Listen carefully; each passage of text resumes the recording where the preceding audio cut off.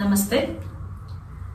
ನಿಮ್ಮ ಮಕ್ಕಳು ಊಟ ಮಾಡೋದ್ರಿಂದ ಹಿಡಿದು ನಿದ್ರೆ ಮಾಡೋ ತನಕ ಪ್ರತಿಯೊಂದು ಚಟುವಟಿಕೆಗಳಿಗೂ ದಿನವಿಡೀ ಫೋನ್ ಬೇಕೇ ಬೇಕು ಅಂತ ಹಠ ಮಾಡ್ತಾ ಇದ್ರೆ, ನೀವು ಇಸ್ಕೊಳಕ್ ಹೋದಾಗ ಸಿಟ್ ಮಾಡ್ಕೊಳ್ಳೋದು, ಕಿರ್ಚಾಡೋದು, ಕೂಗಾಡೋದು ಮಾಡ್ತಾ ಇದ್ರೆ ತಂದೆ ತಾಯಿಗಳು ಇದೊಂದು ಗಂಭೀರವಾದ ಸಮಸ್ಯೆ ಅಂತ ಹೇಳಿ ಇದನ್ನ ಪರಿಗಣಿಸಬೇಕು. ಇದನ್ನ ಖಂಡಿತವಾಗ್ಲೂ ನಿರ್ಲಕ್ಷ್ಯ ಮಾಡಬಾರ್ದು. ನಮ್ಮ ಸೆಂಟ್ರಲ್ ಗೌರ್ಮೆಂಟ್ ಸಹಿತ ಇದ್ರ ಬಗ್ಗೆ ನಮಗೆ ವಾರ್ನಿಂಗ್ ಕೊಟ್ಟಿದೆ. ಈ ಸರಿ ನಡೆದ ಎಕನಾಮಿಕ್ ಸರ್ವೆ 2025-26 ರಲ್ಲಿ ನಮ್ಮ finance and corporate affairs minister ಆದ ನಿರ್ಮಲಾ ಸೀತಾರಾಮನ್ ಅವರು ಇದ್ರ ಬಗ್ಗೆ ಮಾತಾಡಿರುವಂಥದ್ದು. ಈ ಆರ್ಥಿಕ ಒಂದು ಸರ್ವೆ ನಡೀತಾ ಇದೆ, ಅಂದ್ರೆ ಎಕನಾಮಿಕ್ ಸರ್ವೆ ನಡೀತಿದೆ, ಅದರಲ್ಲಿ ಇವ್ರು ಯಾಕೆ ಮೆಂಟಲ್ ಹೆಲ್ತ್ ಬಗ್ಗೆ ಮಾತಾಡಿದ್ದಾರೆ ಅಂತ ನೀವು ಯೋಚನೆ ಮಾಡ್ತಾ ಇರಬಹುದು.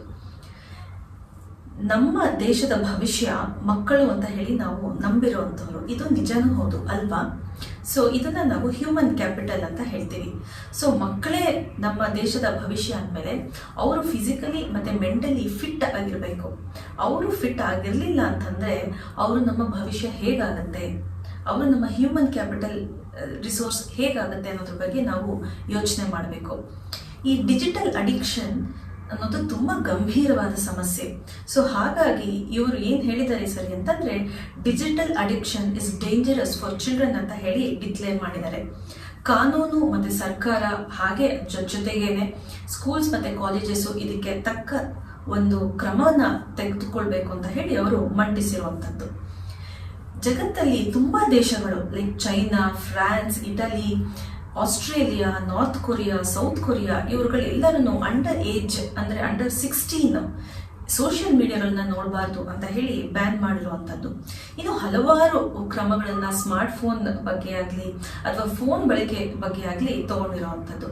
ಆದರೆ ನಮ್ಮ ದೇಶದಲ್ಲಿ ಇದುವರೆಗೂ ಇಂಥ ಕ್ರಮಗಳನ್ನ ತಗೊಂಡಿಲ್ಲ. ಸೊ ಹಾಗಾಗಿ ಇನ್ನು ಮೇಲಿಂದ ಕ್ರಮಗಳು ತಗೋಬೇಕು, ಇದನ್ನ ಜಾರಿಗೊಳಿಸಬೇಕು ಅಂತ ಹೇಳಿ ಅವರು ಅಲ್ಲಿ ಮಂಡಿಸಿದ್ದಾರೆ.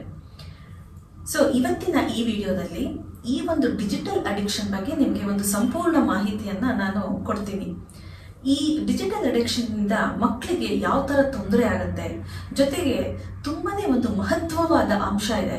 ಅದನ್ನ ನಾವು ಸಾಮಾನ್ಯವಾಗಿ ನಮ್ಮ ಈ ಒಂದು ಡಿಜಿಟಲ್ ಎರಾ ಅಂತ ಏನ್ ಹೇಳ್ತಾ ಇದೀವಿ, ಇದರಲ್ಲಿ ನಾವು ಅದನ್ನ ಗಮನಿಸದೆ ಅದನ್ನ ನಿರ್ಲಕ್ಷ್ಯ ಮಾಡ್ತಾ ಇರುವಂತದ್ದು. ಈ ಒಂದು ಮಹತ್ವದ ಅಂಶನ ನಾನು ನಿಮ್ಗೆ ಇವತ್ತು ಈ ವಿಡಿಯೋದಲ್ಲಿ ತಿಳಿಸ್ಕೊಡ್ತೀನಿ. ನೋಡಿ, ಸದಾ ಈ ಸ್ಕ್ರೀನ್ ಅನ್ನ ನೋಡ್ತಾರ ಅಂತ ಮಕ್ಕಳನ್ನ ನಾವು ಸ್ಕ್ರೀನ್ ಏಜರ್ಸ್ ಅಂತಾನೂ ಕರಿಬಹುದು. ಈ ಒಂದು ಸ್ಕ್ರೀನ್ ಏಜ್ ಅಲ್ಲಿ ಹುಟ್ಟಿರುವಂತ ಮಕ್ಕಳ ಮೇಲೆ ಡಿಜಿಟಲ್ ಅಡಿಕ್ಷನ್ ಅನ್ನೋದು ಯಾವ ರೀತಿನಲ್ಲಿ ಅವರಿಗೆ ಪರಿಣಾಮ ಬೀರ್ತಾ ಇದೆ ಅನ್ನೋದನ್ನ ತಿಳ್ಕೊಳ್ಳೋಣ. ದೈಹಿಕ ಪರಿಣಾಮ ಏನು ಅನ್ನೋದನ್ನ ಸಾಕಷ್ಟು ಚರ್ಚೆಗಳಲ್ಲಿ ನೀವು ನೋಡಿರ್ತೀರಾ, ಓದಿರ್ತೀರಾ, ಅದ್ರ ಬಗ್ಗೆ ಮಾಹಿತಿಯನ್ನ ಪಡೆದಿರ್ತೀರಾ. ಸೊ ನಾನು ಅದ್ರ ಬಗ್ಗೆ ಜಾಸ್ತಿ ಏನು ಮಾತಾಡೋದಿಲ್ಲ. ಆದರೆ ಅವರ ಬಿಹೇವಿಯರ್, ಎಮೋಷನ್ಸ್ ಮತ್ತೆ ಕಾಗ್ನಿಟಿವ್ ಡೆವಲಪ್ಮೆಂಟ್ ಬಗ್ಗೆ ಒಂದಿಷ್ಟು ವಿಷಯಗಳನ್ನ ನಿಮ್ಮ ಜೊತೆ ನಾನು ಹಂಚ್ಕೊಳ್ಳೋಕೆ ಇಷ್ಟಪಡ್ತೀನಿ. ನೋಡಿ, ಮನುಷ್ಯನಿಗೂ ರೋಬೋಟ್ಗೂ ಇರೋ ಮೇನ್ ಡಿಫ್ರೆನ್ಸ್ ಏನಪ್ಪಾ ಅಂತಂದ್ರೆ, ಮನುಷ್ಯನಲ್ಲಿರುವ ಒಂದು ಎಮೋಷನ್ಸು ಮತ್ತೆ ಕಾಗ್ನಿಟಿವ್ ಡೆವಲಪ್ಮೆಂಟ್ ಅಂದ್ರೆ ಭಾವನೆಗಳು ಮತ್ತೆ ಬುದ್ಧಿಶಕ್ತಿ, ಇದು ರೋಬೋಟ್ ಅಲ್ಲಿ ಇರೋದಿಲ್ಲ. ಆದರೆ ಸದಾ ಈ ಫೋನಲ್ಲಿ ಅಥವಾ ಟಿವಿ ಅಥವಾ ಯಾವುದೇ ಒಂದು ಸ್ಕ್ರೀನು ಮತ್ತೆ ಸೋಷಿಯಲ್ ಮೀಡಿಯಾದಲ್ಲಿ ಎಂಗೇಜ್ ಆಗಿರುವಂತಹ ಮಕ್ಳು ಏನಾಗ್ಬಿಟ್ಟಿದ್ದಾರೆ ಈಗಿನ ಕಾಲದಲ್ಲಿ ಅಂದ್ರೆ ರೋಬೋಟ್ಗಳು ಆಗ್ಬಿಟ್ಟಿದ್ದಾರೆ. ಅಂದ್ರೆ ರೋಬೋಟ್ ತರ ಅವರು ಬಿಹೇವ್ ಮಾಡ್ತಿರುವಂಥದ್ದು. ಮಾತಾಡ್ಸಿದ್ರೆ ಕತ್ತೆತ್ತಿ ಮುಖ ನೋಡಿ ಮಾತಾಡೋದಿಲ್ಲ, ಫೋನ್ ನೋಡ್ಕೊಂಡೇ ಮಾತಾಡ್ತಾ ಇರ್ತಾರೆ. ಕರೆದ್ರೆ ತಿರುಗಿ ನೋಡೋದಿಲ್ಲ ಅಥವಾ ರೆಸ್ಪಾಂಡು ಮಾಡೋದಿಲ್ಲ. ಒಂದು 10 ಸಲ ಕರೆದಾದ್ಮೇಲೆ ನಿಧಾನವಾಗಿ ರೆಸ್ಪಾಂಡ್ ಮಾಡುವಂಥದ್ದು. ಅದು ಏನು, ಇರಿಟೇಟ್ ಆಗಿರ್ತಾರೆ. ಯಾಕೆ ಮಾತಾಡಿಸ್ತಾರೆ, ನಾನು ಡಿಸ್ಟರ್ಬ್ ಮಾಡ್ತಿದಾರಲ್ಲ ಅನ್ನೋ ಒಂದು ಮನಸ್ಥಿತಿನಲ್ಲಿ ಇರ್ತಾರೆ. ಜಾಸ್ತಿ ಮಾತಾಡೋದು ಸಹಿತ ಅವ್ರಿಗೆ ಇಷ್ಟ ಆಗೋದಿಲ್ಲ. ಸೊ ಈ ತರ ಒಂದು ಅಭ್ಯಾಸಗಳನ್ನು ಅವರು ಹಾಕೊಳ್ತಾ ಇದ್ರೆ ಮುಂದಿನ ಭವಿಷ್ಯದಲ್ಲಿ ಅವರು ಒಂದು ರೋಬೋಟ್ ಆಗ್ಬಿಡ್ತಾರೆ. ಅವರು ಹ್ಯೂಮನ್ ಕ್ಯಾಪಿಟಲ್ ಆಗೋದಕ್ಕೆ ಸಾಧ್ಯ ಆಗೋದಿಲ್ಲ. ಜೊತೆಗೆ ಅವರ ಭಾವನೆಗಳು ಏನು, ಅವರಲ್ಲಿ ಏನು ಭಾವನೆಗಳು ಉದ್ಭವ ಆಗ್ತಿದೆ, ಅದನ್ನ ಹೇಗೆ ಎಕ್ಸ್ಪ್ರೆಸ್ ಮಾಡೋದು, ಮತ್ತೆ ಅವರೆಲ್ಲ ಇಂಟೆನ್ಸ್ ಎಮೋಷನ್ಸ್ ಏನಿದೆ ಅದನ್ನ ಹೇಗೆ ನಿಭಾಯಿಸೋದು, ಮ್ಯಾನೇಜ್ ಮಾಡ್ಕೊಳ್ಳೋದು ಅನ್ನೋದ್ರ ಬಗ್ಗೆನೂ ಅವರು ಗಮನ ವಹಿಸಿದಂಗೆ ಈ ಡಿಜಿಟಲ್ ಅಡಿಕ್ಷನ್ ಅನ್ನೋದು ಮಾಡ್ತಾ ಇದೆ. ಅವರು ಬೇರೆ ಏನೂ ಯೋಚನೆ ಮಾಡಲ್ಲ. ಸೋಷಿಯಲ್ ಮೀಡಿಯಾದಲ್ಲಿ ಬರುವಂತ ರೀಲ್ಸ್ಗಳಾಗ್ಲಿ, ಫೀಡ್ಗಳಾಗ್ಲಿ, ಅದೇ ಅವರ ಒಂದು ಪ್ರಪಂಚ ಆಗ್ಬಿಟ್ಟಿದೆ. ಸೊ ಈ ಒಂದು ಎಮೋಷನ್ಸ್ ಡಿಸ್ರೆಗ್ಯುಲೇಷನ್ ಏನಿದೆ, ಇದನ್ನ ನಾವು ಎಮೋಷನಲ್ ಡಿಸ್ಟೆನ್ಸಿಂಗ್ ಅಂತಾನೂ ಕರಿತೀವಿ. ಅಂದ್ರೆ ಮಾನವನ ಒಂದು ಸಂಬಂಧಗಳೇನಿದೆ ಈ ಡಿಜಿಟಲ್ ಅಡಿಕ್ಷನ್ ಅನ್ನೋದು ರಿಪ್ಲೇಸ್ ಮಾಡ್ತಿರೋದಕ್ಕೆ ಈ ಒಂದು ಸಂಬಂಧಗಳಲ್ಲಿ ಎಮೋಷನಲ್ ಡಿಸ್ಟೆನ್ಸಿಂಗ್ ಆಗಿದೆ. ಅಂದ್ರೆ ಭಾವನಾತ್ಮಕ ಅಂತರ ಕ್ರಿಯೇಟ್ ಆಗ್ಬಿಟ್ಟಿದೆ.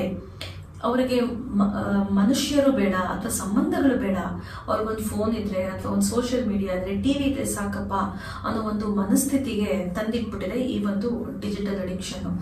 ಈ ಒಂದು ಕಾರಣಕ್ಕೆ ಆದಷ್ಟು ತಂದೆ ತಾಯಿಗಳು ಮಕ್ಕಳಿಗೆ ಸ್ಕ್ರೀನಲ್ಲಿ ಆದಷ್ಟು ಎಂಗೇಜ್ ಆಗದಂತೆ ನೋಡ್ಕೋಬೇಕು. ಪಾಪ ತಂದೆ ತಾಯಿಗಳು ಏನ್ ಮಾಡ್ತಾರೆ ಅಂತಂದ್ರೆ, ಮಕ್ಕಳು ಕಾಲೇಜ್ಗೆ ಹೋಗಿ ಬರ್ತಾರೆ, ಸ್ಕೂಲ್ಗೆ ಹೋಗಿ ಬರ್ತಾರೆ, ಸ್ಟ್ರೆಸ್ ಆಗಿಬಿಟ್ಟಿರ್ತಾರೆ ಅಥವಾ ಎಕ್ಸಾಮ್ ಇರುತ್ತೆ, ಟೆನ್ಷನ್ ಇರ್ತಾರೆ. ಸೊ ಮನೆಗೆ ಬಂದ್ಮೇಲೆ ಒಂದು ಸ್ವಲ್ಪ ಹೊತ್ತು ಫೋನ್ ನೋಡ್ಲಿ ಬಿಡು ಅಂತ ಕೊಟ್ಬಿಡ್ತಾರೆ. ಇಲ್ಲ ಅವ್ರು ಯಾವುದೋ ಒಂದು ಕೆಲಸದಲ್ಲಿ ಬ್ಯುಸಿ ಇರ್ತಾರೆ, ಮಕ್ಕಳಿಗೆ ಫೋನ್ ನೋಡ್ಲಿ ಅಂತ ಬಿಟ್ಬಿಡ್ತಾರೆ. ಬಟ್ ಇದರಿಂದ ಆಗುವಂತ ಒಂದು ಸೈಡ್ ಎಫೆಕ್ಟ್ಸ್ ಮತ್ತೆ ದುಷ್ಪರಿಣಾಮಗಳ ಬಗ್ಗೆ ತಂದೆ ತಾಯಿಗಳು ಸ್ವಲ್ಪ ಸೀರಿಯಸ್ ಆಗಿ ಯೋಚನೆ ಮಾಡಬೇಕು. ಯಾಕಂದ್ರೆ ಇವತ್ತೊಂದು ಪುಟ್ಟ ಮಗು ಒಂದ್ ಸ್ವಲ್ಪ ಹೊತ್ತು ನೋಡ್ತಿದ್ರೆ ಹೋಗ್ಲಿ ಬಿಡು, ಅದಕ್ಕೆ ಸ್ಕೂಲ್ ಇಲ್ಲ ಏನಿಲ್ಲ, ನೋಡ್ಕೊಳ್ಳಿ ಬಿಡು, ನನ್ನ ಕೆಲಸ ನಾನು ಮಾಡ್ಕೊಳ್ಳೋಣ ಅಂತ ಬಿಟ್ಬಿಟ್ರೆ ಅದು ಬರ್ತಾ ಬರ್ತಾ ಏನಾಗುತ್ತೆ, ಅಡಿಕ್ಷನ್ಗೆ ಟರ್ನ್ ಆಗ್ಬಿಡುತ್ತೆ. ಅಡಿಕ್ಷನ್ ಟರ್ನ್ ಆದ್ಮೇಲೆ ಅದನ್ನ ನೀವು ಕಂಟ್ರೋಲ್ ಮಾಡೋದಕ್ಕೆ ತುಂಬಾನೇ ಕಷ್ಟ ಆಗುತ್ತೆ. ಇನ್ನು ಈ 15ರಿಂದ 25 ವರ್ಷ ತನಕ ಇರುವಂತಹ ಒಂದು ಮಕ್ಕಳಲ್ಲಿ ನಾವು ಇವಾಗ ನೋಡ್ತಿರೋ ಒಂದು ಸಮಸ್ಯೆಗಳು ಏನಪ್ಪಾ ಅಂತಂದ್ರೆ, ಮೇನ್ ಆಗಿ ಸೈಬರ್ ಬುಲಿಂಗ್ ಮತ್ತೆ ಸೈಬರ್ ಸ್ಟ್ರೆಸ್ ಅಂತ ಕರಿತೀವಿ. ಅಂದ್ರೆ ಈ ಸೋಷಿಯಲ್ ಮೀಡಿಯಾಗಳಲ್ಲಿ ಅವರು ಈ ಬುಲಿಂಗ್ಗೆ ಒಳಗಾಗ್ತಿರುವಂಥದ್ದು. ಸೊ ಸೋಷಿಯಲ್ ಮೀಡಿಯಾಗಳಲ್ಲಿ ಈ ಮಕ್ಕಳು ಜಾಸ್ತಿ ಎಂಗೇಜ್ ಆಗ್ತಿರೋದ್ರಿಂದ ಅಲ್ಲಿ ಸೈಬರ್ ಬುಲಿಂಗು ಮತ್ತೆ ಸೈಬರ್ ಸ್ಟ್ರೆಸ್ಗೆ ಒಳಗಾಗ್ತಿದ್ದಾರೆ. ಮತ್ತೆ ಸದಾ ಒಂದು ಸೋಷಿಯಲ್ ಕಂಪ್ಯಾರಿಸನ್ ಅನ್ನೋದು ಅವರಲ್ಲಿ ನಡೀತಾ ಇರುತ್ತೆ. ಇದರಿಂದ ಏನಾಗುತ್ತೆ, ಅವರ ಸೆಲ್ಫ್ ಎಸ್ಟೀಮು ಮತ್ತೆ ಸೆಲ್ಫ್ ಕಾನ್ಫಿಡೆನ್ಸ್ ಅನ್ನೋದು ತುಂಬಾನೇ ಕಡಿಮೆ ಆಗುತ್ತೆ. ಇದ್ರ ಜೊತೆಗೆ ಅವರ ಬಿಹೇವಿಯರ್ ಆಗುವಂಥದ್ದು ಏನು ಅಂತಂದ್ರೆ, ತುಂಬಾನೇ ಒಂದು ಅಗ್ರೆಸಿವ್ ಬಿಹೇವಿಯರ್, ತುಂಬಾ ಕೋಪ ಮಾಡ್ಕೊಳ್ಳೋದು, ಸಿಟ್ಟು ಮಾಡ್ಕೊಳ್ಳೋದು, ರೇಗಾಡೋದು. ಇದರಿಂದ ನಾವೇನ್ ನೋಡ್ತೀವಿ, ಈ ರೋಡ್ ರೇಜಸ್ ಮತ್ತೆ ಅಸಾಲ್ಟ್ಸ್ ಇಂಥದನ್ನೆಲ್ಲ ಜಾಸ್ತಿ ಆಗ್ತಿರೋದು ಈ ಒಂದು ವಯಸ್ಸಲ್ಲಿ ನಾವು ನೋಡ್ತಿರೋವಂಥದ್ದು. ಮತ್ತೆ ಇರಿಟೇಷನ್ಸ್ ಜೊತೆಗೆ ಫ್ರಸ್ಟ್ರೇಷನ್, ಇದೆಲ್ಲ ಏನಕ್ಕಾಗ್ತಿದೆ ಅಂದ್ರೆ ಈ ಒಂದು ಡಿಜಿಟಲ್ ಅಡಿಕ್ಷನ್ ಇಂದ.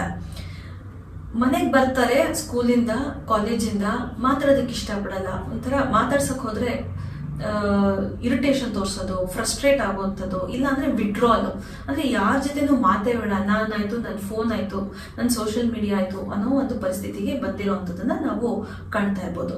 ಸೊ ಇದನ್ನೆಲ್ಲ ನಾವು ಹೇಗಪ್ಪ ಕಡಿಮೆ ಮಾಡಬೇಕು ಅಂತಂದ್ರೆ, ಒಂದು 4 ಸುಲಭವಾದ ರೀತಿ ಇದೆ. ಅದನ್ನ ಫಾಲೋ ಮಾಡಿದ್ರೆ ಖಂಡಿತವಾಗ್ಲೂ ಈ ಒಂದು ಸಮಸ್ಯೆನ ನಾವು ಮಕ್ಕಳಲ್ಲಿ ದೊಡ್ಡ ಮಟ್ಟಿಗೆ ನಾವು ಇದನ್ನ ಕಡಿಮೆ ಮಾಡ್ಬೋದು. ಏನಪ್ಪಾ ಅಂತಂದ್ರೆ, ನಾವು ಈ 4D ಫಾಲೋ ಮಾಡಬೇಕು. 4D ಏನಪ್ಪಾ ಅಂತಂದ್ರೆ, ಮೊದಲನೇದು ಡಿಜಿಟಲ್ ಫಾಸ್ಟಿಂಗ್. ಅಂದ್ರೆ ಇದರಲ್ಲಿ ಹೇಗೆ ನಾವು ಈ ಏಕಾದಶಿ ಅಥವಾ ಈ ರಂಜಾನ್ಗೆ ಮಾಡ್ತೀವಲ್ಲ ಫಾಸ್ಟಿಂಗ್, ಊಟ ಮಾಡದೆ ಫಾಸ್ಟಿಂಗ್ ಮಾಡುವಂಥದ್ದು, ಆ ಥರ ಮಾಡುವಂಥದ್ದು.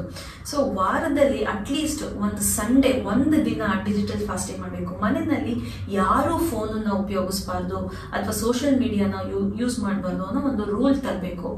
ಫೋನು ಕಾಲ್ ಬಿಟ್ಟು ಯಾವ ಇಂಟರ್ನೆಟ್ ಯೂಸ್ ಮಾಡೋಂಗಿಲ್ಲ ಅನ್ನೋ ಒಂದು ರೂಲ್ ಮಾಡಿದಾಗ ಏನಾಗುತ್ತೆ, ವಾರಕ್ಕೆ ಒಂದ್ಸಲಿ ಮೈಂಡ್ ಡಿಟಾಕ್ಸ್ ಆಗುತ್ತೆ. ಏನೇ ಒಂದು ಅಲ್ಲಿ ಓವರ್ ಥಿಂಕಿಂಗು, ನೆಗೆಟಿವ್ ಥಿಂಕಿಂಗು ಮತ್ತೆ ಓವರ್ ಎಕ್ಸ್ಪೋಜರ್ ಆಗಿರುತ್ತೆ ಸ್ಕ್ರೀನ್ ಒಳಗೆ ಒಂದು ಕಾಂಟೆಂಟ್ಗೆ, ಅದರಿಂದ ಮಕ್ಕಳು ಬ್ರೇಕ್ಸ್ ತಗೋಬಹುದು. ಸೊ ಇದು ಡಿಜಿಟಲ್ ಫಾಸ್ಟಿಂಗು. ಎರಡನೇದು ಏನಪ್ಪಾ ಅಂತಂದ್ರೆ ಡಿಜಿಟಲ್ ಹೈಜೀನ್. ಈ ಡಿಜಿಟಲ್ ಹೈಜೀನ್ ಅಲ್ಲಿ ಏನ್ ಮಾಡ್ಬೋದು ಅಂತಂದ್ರೆ 20-20-20 ಅನ್ನೋ ಫಾರ್ಮುಲಾನ ನೀವು ಫಾಲೋ ಮಾಡ್ಬೋದು. ಏನಂದ್ರೆ ಪ್ರತಿ 20 ನಿಮಿಷಕ್ಕೆ ನೀವು ಫೋನ್ ನೋಡ್ತಾ ಇದ್ರೆ ಅದರಿಂದ ಬ್ರೇಕ್ ತಗೊಂಡು 20 ಮೀಟರ್ ಅಂತರ ಇರುವಂತ ಒಂದು ವಸ್ತುನ ನೋಡುವಂಥದ್ದು ಮತ್ತೆ 20 ಸಲ ಬ್ಲಿಂಕ್ ಮಾಡುವಂಥದ್ದು. ಸೊ ಈ 20-20-20 ಫಾರ್ಮುಲಾ ಮಾಡಿದ್ರೆ ನಮ್ಗೆ ಡ್ರೈ ಐಸ್ ಆಗುವಂಥದ್ದು ಅಥವಾ ಈ ನೆಕ್ ಪ್ರಾಬ್ಲಮ್ ಆಗುವಂಥದ್ದು, ಬಾಡಿ ಪೋಸ್ಚರ್ ಪ್ರಾಬ್ಲಮ್ ಆಗುವಂಥದ್ದನ್ನ ನಾವು ತಡಿಬಹುದು. ಇದನ್ನ ನೀವು ಮಕ್ಕಳಿಗೆ ಹೇಳ್ಕೊಡಿ.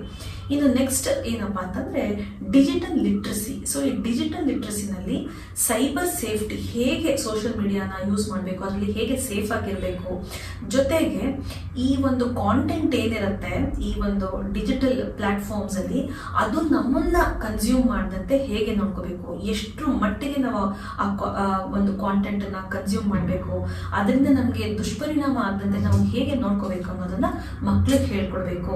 ಇದ್ರ ಬಗ್ಗೆ ಒಂದು ಅವೇರ್ನೆಸ್ ನ ಕ್ರಿಯೇಟ್ ಮಾಡಬೇಕು. ಇದು ಡಿಜಿಟಲ್ ಲಿಟ್ರಸಿ. ಇನ್ನು ನಾಲ್ಕನೇದು ಏನಪ್ಪಾ ಅಂತಂದ್ರೆ ಡಿಜಿಟಲ್ ಡಿಸಿಪ್ಲಿನ್. ಈ ಡಿಜಿಟಲ್ ಡಿಸಿಪ್ಲಿನ್ ಏನು ಅಂತಂದ್ರೆ ಒಂದು ಶಿಸ್ತು. ಎಷ್ಟೊತ್ತು ಫೋನ್ ನೋಡಬೇಕು, ಯಾವ ಟೈಮಲ್ಲಿ ಫೋನ್ ನೋಡಬೇಕು, ಎಷ್ಟೊತ್ತು ಸೋಷಿಯಲ್ ಮೀಡಿಯಾದಲ್ಲಿ ಎಂಗೇಜ್ ಆಗಿರಬೇಕು, ಯಾವ ಥರ ರೀಲ್ಸ್ಗಳನ್ನು ನೋಡಬೇಕು, ಎಷ್ಟೊತ್ತು ನೋಡಬೇಕು ಅನ್ನೋದು ಒಂದು ಶಿಸ್ತು. ಈ ಒಂದು ಶಿಸ್ತನ್ನ ಮಕ್ಕಳಿಗೆ ತಂದೆ ತಾಯಿಗಳು ಹಾಕೊಳ್ಬೇಕು. ಈ ಒಂದು 4 ಡಿನ ನೀವು ಫಾಲೋ ಮಾಡಿ ಅದನ್ನ ಮಕ್ಕಳಿಗೆ ಕಲಿಸ್ಕೊಟ್ರೆ, ಅವರ ಒಂದು ದಿನನಿತ್ಯ ಜೀವನದಲ್ಲಿ ಇದನ್ನ ಅಳವಡಿಸ್ಕೊಟ್ಬಿಟ್ರೆ ಖಂಡಿತವಾಗ್ಲೂ ಈ ಡಿಜಿಟಲ್ ಅಡಿಕ್ಷನ್ ಇಂದ ಅವರನ್ನ ನಾವು ಹೊರಗೆ ತಗೊಂಡ್ಬರ್ಬೋದು. ಇನ್ನೂ ಒಂದು ಮಹತ್ವದ ವಿಷಯ ನಾವು ಏನು ತಿಳ್ಕೋಬೇಕು ಅಂತಂದ್ರೆ, ಸರ್ಕಾರ ಏನ್ ಮಾಡ್ತಿದೆ, ಕಾನೂನು ಏನ್ ಮಾಡ್ತಿದೆ, ಯಾವ ಥರ ಕ್ರಮಗಳನ್ನ ತಗೊಳ್ತಾ ಇದ್ದಾರೆ, ಯಾವ ರೀತಿ ಬ್ಯಾನ್ಗಳನ್ನ ಮಾಡ್ತಾ ಇದ್ದಾರೆ ಈ ಡಿಜಿಟಲ್ ಅಡಿಕ್ಷನ್ ಬಗ್ಗೆ ಅನ್ನೋಕ್ಕಿಂತ ಮುಂಚೆ ನಾವು ನಮ್ಮ ಚೌಕಟ್ಟಿನಲ್ಲಿ ನಮ್ಮ ಜೊತೆ ಬೆಳೀತಿರುವಂಥ ಮಕ್ಕಳ ಬಗ್ಗೆ ನಾವು ಏನು ಮಾಡ್ತಾ ಇದ್ದೀವಿ, ಈ ಒಂದು ಡಿಜಿಟಲ್ ಅಡಿಕ್ಷನ್ ಬಗ್ಗೆ ನಾವೇನು ಕ್ರಮಗಳನ್ನ ಕೈಗೊಂಡಿದ್ದೀವಿ ಅನ್ನೋದ್ರ ಬಗ್ಗೆ ನಾವು ಯೋಚನೆ ಮಾಡಬೇಕು. ಯಾಕಂದ್ರೆ ಮಕ್ಕಳು ಬೆಳೀತಾ ಇರೋದು ನಮ್ಮ ಚೌಕಟ್ಟಿನಲ್ಲಿ ಅಲ್ವಾ.